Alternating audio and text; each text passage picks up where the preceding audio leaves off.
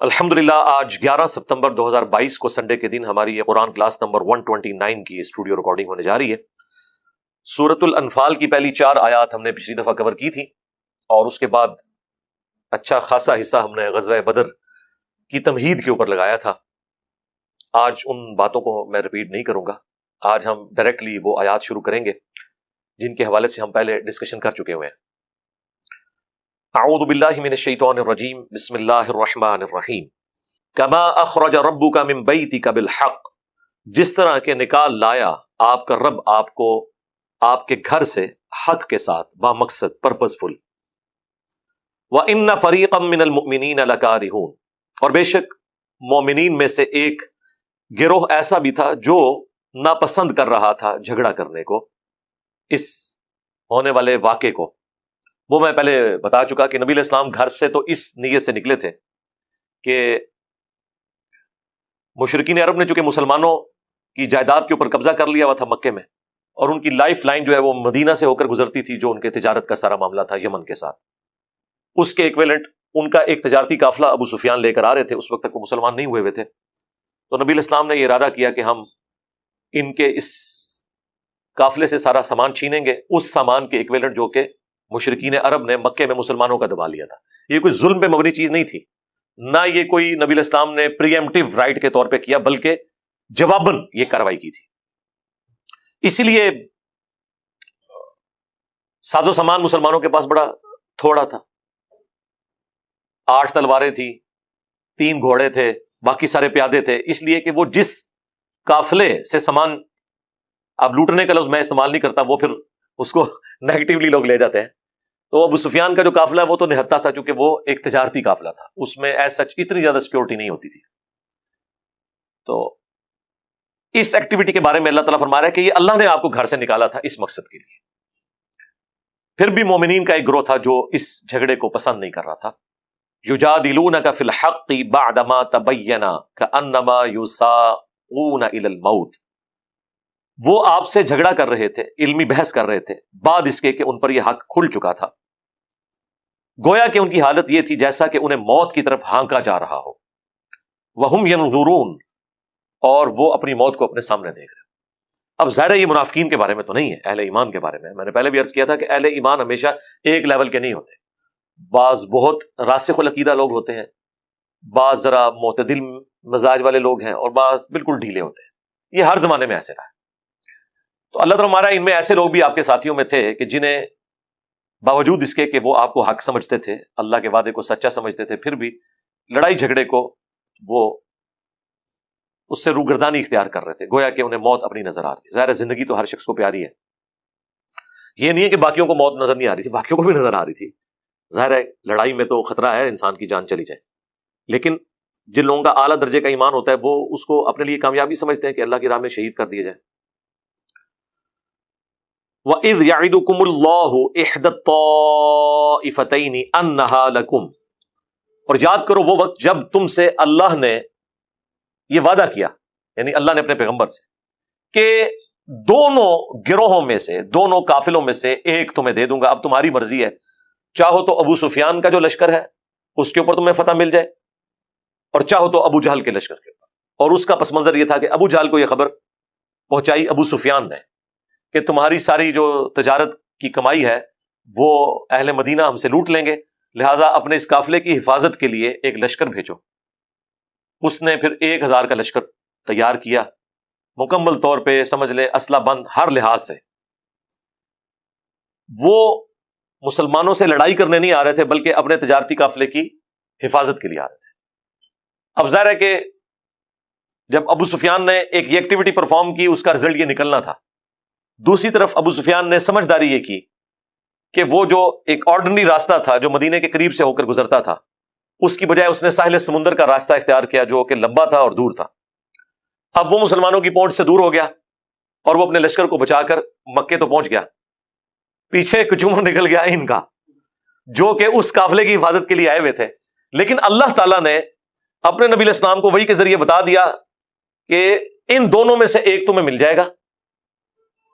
اب مسلمان تو گھر سے نکلے تھے اس تجارتی قافلے کے لیے، اسی لیے مسلمانوں نے پاس اپنے اتنی تلواریں اور باقی ساز و سامان نہیں رکھا۔ یہ نہیں ہے کہ غربت کا کوئی عالم تھا، ایسا نہیں تھا، وہ اشتہاری کے لیے نکلے نہیں تھے. اللہ تعالیٰ نے فیصلہ کیا کہ اب کافروں سے بدلہ لینے کا، عذاب استیصال کا وقت آ گیا ہے، مسلمانوں کی تلوار ان کے اوپر مسلط کی جائے. اور وہ اسی صورت میں ہونا تھا جب کہ مسلمانوں کا ٹکراؤ وہ اس قافلے کے ساتھ ہوتا جو 1000 لوگوں پر مشتمل مشرکین عرب کا قافلہ تھا. اور اس طریقے سے اللہ تعالیٰ معجزانہ مسلمانوں کو فتح دے کر یہ چیز اسٹیبلش کر دیتا کہ اس پیغمبر کے ساتھ اللہ ہے، اور مخالفین کا جھوٹا ہونا ثابت ہو جاتا.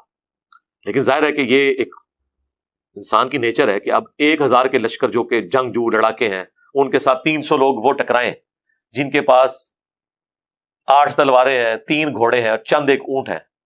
یعنی وہ 313 جو اصحاب بدر تھے، جو بخاری میں ہے کہ 300 سے تھوڑے سے اوپر تھے، یہ اتنے ہی تھے، صحیح بخاری میں آیا، جتنا کہ جالوت کے خلاف جنگ میں حضرت طالوت کے پاس تھے. اب نہتا تو نہیں لڑا جا سکتا، لیکن اللہ تعالیٰ نے اسے ایک معجزانہ ایک فتح بنانا تھا. تو اپنے نبی سے وعدہ کیا اللہ نے کہ دونوں میں سے ایک میں تمہیں دے دوں گا. وَتَوَدُّونَ أَنَّ غَيْرَ ذَاتِ الشَّوْكَةِ، اور تم میں سے کچھ لوگ ایسے تھے وہ تو پسند یہی کر رہے تھے کہ وہ نہتے قافلے کے ساتھ لڑائی ان کی ہو. ظاہر ہے یہ عقل کا بھی تقاضا ہے، ہم بھی ہوتے تو یہی ہے. ویسے آپ جتنے مرضی نعرے مار لیں، ایک نیچرل چیز ہے کہ 300 لوگ ہیں اور تلواریں 8 ہیں، تو وہ تو اب آپ کو یہ جو آج کل لوگ کہانیاں کراتے ہیں کہ جی آپ دروشی پڑھ کے یا ذکر کر کے مسلط ہو جائے، تو وہ تو مسلمان بھی پریشان ہی تھے کہ یار اس طرح تو مقابلہ نہیں ہو سکتا. لیکن وہ اللہ تعالیٰ کا پلان یہ تھا کہ میں یہ جو بدر کا واقعہ ہے اس کو ایک معجزہ بناؤں گا. اور غزوہ بدر اللہ کا عذاب تھا کافروں پر، اسی وجہ سے یہ ریشو پروپورشن بہت ڈیفرنٹ رکھی گئی. اگر یہ برابر ہوتی تو وہ مسلمانوں کی بہادری بھی ہو سکتی تھی. اللہ تعالیٰ ٹوٹلی اس کو اپنے ساتھ منسوخ کرنا چاہتا تھا کہ جو میں نے سورہ التوبہ کی آیت نمبر 14 کے حوالے سے بتایا تھا نا کہ اگلی امتوں پر اللہ کا عذاب آتا تھا پیغمبروں کا انکار کرنے کے سبب، اس امت میں بھی عذاب آیا سورہ توبہ کی آیت نمبر 14 میں کہ اللہ تعالیٰ صحابہ کرام کی تلواروں کو کافروں پر مسلط کرے گا. یہ عذاب استیصال تھا، ایکویلنٹ تھا اس عذاب کے جو کبھی چنگھاڑ کی شکل میں، کبھی سمندری طوفان کی شکل میں، کبھی آسمان سے پتھر برسنے کی شکل میں. ہمارے نبی علیہ السلام کا بھی تو انکار کیا تھا نا کافروں نے. ادھر بھی تو کوئی عذاب آنا چاہیے تھا. یہاں پہ عذاب سورہ توبہ کی آیت نمبر 14 میں ہے کہ ہم تمہاری تلواروں سے انہیں عذاب دیں گے. تو ظاہر تلواروں سے عذاب دیں گے اگر دونوں طرف برابر ہوں تو پھر اللہ تعالیٰ کا تو اس حوالے سے کوئی معجزہ سامنے نہیں آئے گا. معجزہ اسی وقت ہوگا، اللہ کی نشانی اسی وقت ظاہر ہوگی جبکہ ایک طرف نہتے ہوں اور دوسری طرف پورے اسلحے کے ساتھ لیس لوگ ہوں اور جیت گئے جائیں. یہ تو امپاسبل چیز ہے نا، سوائے اس کے کہ معجزہ ہو. تو یہ معجزہ ہی تھا. غزوہ بدر پہلی قسط تھی اللہ تعالیٰ کے عذاب استیصال کی، جس کے پیچھے آلموسٹ آپ سمجھ لیں نبی علیہ السلام کی 15 سال کی مبارک دعوت تھی جس کا انکار انہوں نے کیا. اور جو مکی قرآن 2/3 قرآن میں جو اتنی دھمکیاں آئی ہیں کہ اب دیکھیں نا قرآن میں کتنی دھمکیاں ہیں. مکی قرآن 2/3 ہے اور ہر صورت میں دھمکی ہے کہ اگر تم اس نبی پر ایمان نہیں لاؤ گے تو جس طرح قوم عاد پر سمود پر عذاب آیا تھا تم پر بھی آ جائے گا.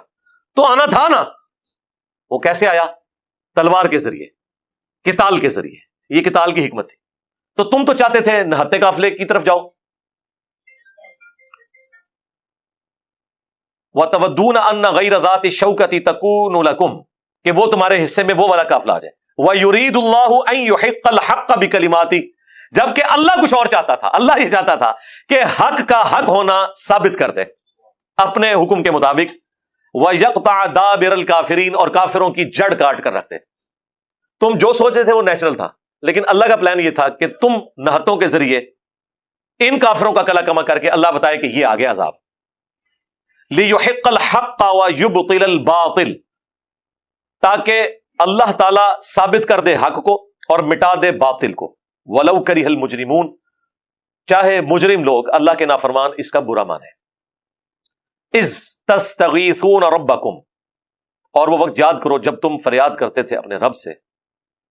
فَاسْتَجَابَ لَكُمْ، اور اس نے تمہاری دعا سن لی. یعنی نبی علیہ السلام دعا کر رہے تھے نا کہ بھئی اب اللہ کے نبی کو بھی تو نظر آ رہا تھا نا، نگاہ مار کے تو کچھ بھی نہیں ہونا تھا. اللہ کے نبی کو بھی نظر آ رہا تھا کہ بھئی 1000 کی فوج آ گئی ہے، ان کے پاس ساز و سامان بھی پورا ہے، یہ بالکل نہتے ہیں. اور بخاری میں تو اس درجے تک رسول اللہ نے دعا کی کہ حضرت ابوبکر نے کہا یا رسول اللہ بس کریں، آپ اس درجے تک. لیکن نبی علیہ السلام کو تو پتا تھا نا بھائی جس نے محنت کی ہوتی ہے اس ہیٹ کو وہی فیل کر سکتا ہے. اس میں تو یہاں تک الفاظ ہیں کہ اے اللہ اگر تو چاہتا ہے کہ قیامت تک تیری عبادت نہ ہو اس سرزمین میں تو پھر تو ان کو ہلاک کر دے، اور اگر تو چاہتا ہے کہ اسلام باقی رہے پھر تو نے آج مجھے فتح دینی ہے.